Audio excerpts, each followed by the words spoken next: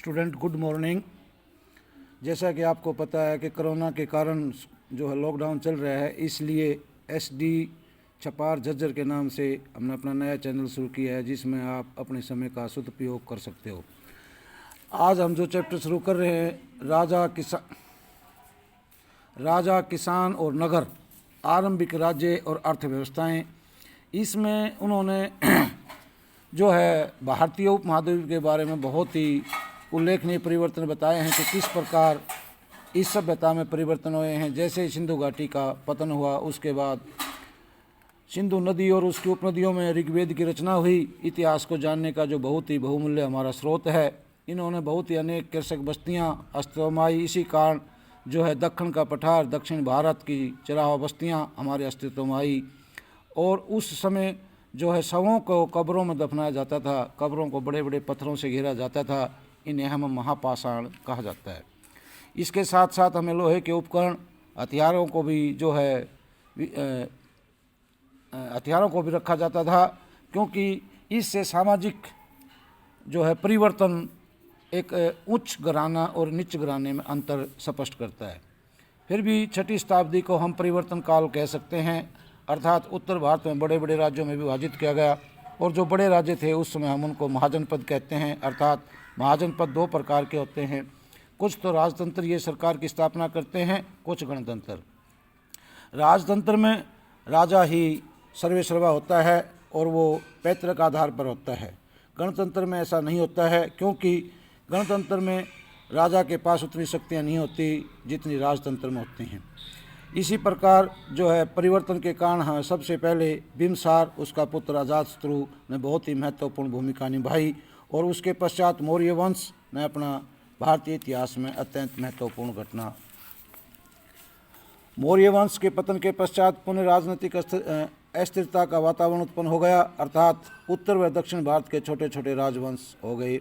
इसी प्रकार 185 ईस्वी में पुष्यमित्र मौर्य वंश के स्तव के बाद बृहदर्थ की हत्या करके मगध में शुंग वंश की स्थापना की गई।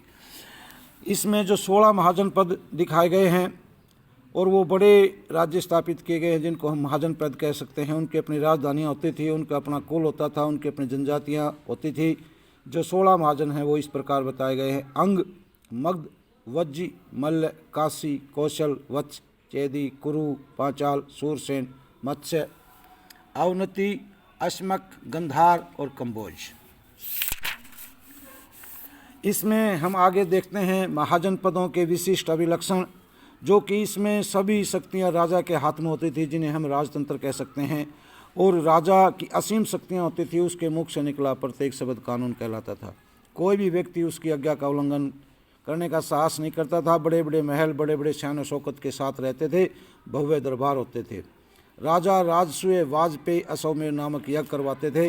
राजा का पद पैतृक होता था, उसके पश्चात उसका बड़ा पुत्र सिंहासन पर बैठता था। और प्रशासन में राजा की सहायता के लिए अनेक मंत्री नियुक्त किए जाते थे। सभी मंत्री अपने कार्यों के लिए राजा के प्रति उत्तरदायी होते थे, चाहे उन्हें पद से हटा दिया जाए। अर्थात मंत्रियों में पुरोहित का विशेष स्थान था। राजा न्याय का स्रोत था। राजा का प्रमुख कर्तव्य अपनी प्रजा को न्याय देना। किसी भी अपराधी की मृत्युदंड देने का अधिकार केवल राजा को था। और राजा ये ध्यान में रखता था कि उसकी प्रजा की रक्षा का एक प्रमुख कर्तव्य समझता था, अर्थात वह अपने अधीन एक विशाल सेना रखता था, भू राजस्व जो इकट्ठा करती थी। राजा उपज का 1/6 भाग एकत्रित करता था और भू राजस्व एकत्रित करने वाले अधिकारी को ग्राम भोजक बहुत ही महत्वपूर्ण भूमिका निभाते थे। इसके अलावा उसकी आय के जो स्रोत थे, उपहार, अपराधियों से जुर्माने, व्यापार कर, युद्ध से प्राप्त धन और राज्य की काफ़ी आय हो जाती थी, जिनको हम बलि कहते थे। और इसके अलावा महाजनपद गण और संघ कहलाते थे। इनमें कई लोगों के समूह का शासन होता था, जिन्हें हम समूह शासन अथवा ओलिगार्की कहते थे, जहाँ सत्ता पुरुषों का एक समूह के हाथ में होती थी। गणराज्य में राज्य का निर्वाचन निश्चित समय के लिए प्रजा द्वारा किया जाता था, अर्थात उसका पद पैतृक नहीं होता था। आगे है मगध साम्राज्य के बारे में। जो भारत में प्राचीन इतिहास में मगध को बहुत ही महत्वपूर्ण स्थान था, 6वीं शताब्दी की, जिसको हम परिवर्तन काल भी कह सकते हैं। और 16 महाजनपदों में सबसे महत्वपूर्ण जो मगध के बारे में हम विस्तार से पढ़ेंगे। सबसे पहले बिम्बसार, जो 544 से 492 तक जिन्होंने शासन किया और 544 में मगध का शासक बना। उस समय उनकी आयु 15 वर्ष थी और 492 तक उन्होंने शासन किया। उसका संबंध हर्यक वंश के साथ था। महात्मा बुद्ध का समकालीन था। बहुत ही सफल राजनीतिक सिंहासन पर बैठने के पश्चात उसने भारत की राजनीति को बड़े ध्यानपूर्वक समझा और मगध की राजधानी को जो है दृढ़ बनाने के उद्देश्य से बहुत ही विख्यात और शक्तिशाली राज्यों के साथ वैवाहिक संबंध स्थापित किए।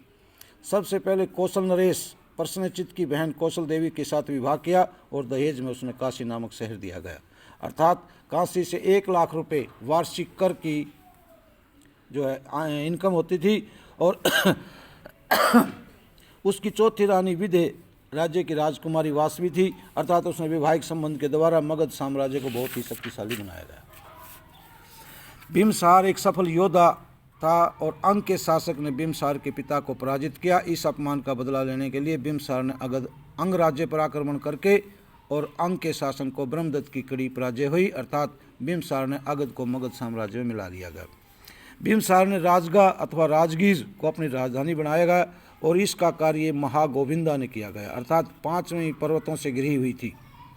उसके पश्चात अजातशत्रु जो 492 से 460 बिम्बसार की मृत्यु के पश्चात उसका पुत्र अजातशत्रु सिंहासन पर बैठा। 460 ईस्वी पूर्व तक उसने शासन किया और उसने सबसे पहले कौशल राजा प्रश्नचित के साथ युद्ध करना पड़ा, क्योंकि युद्ध का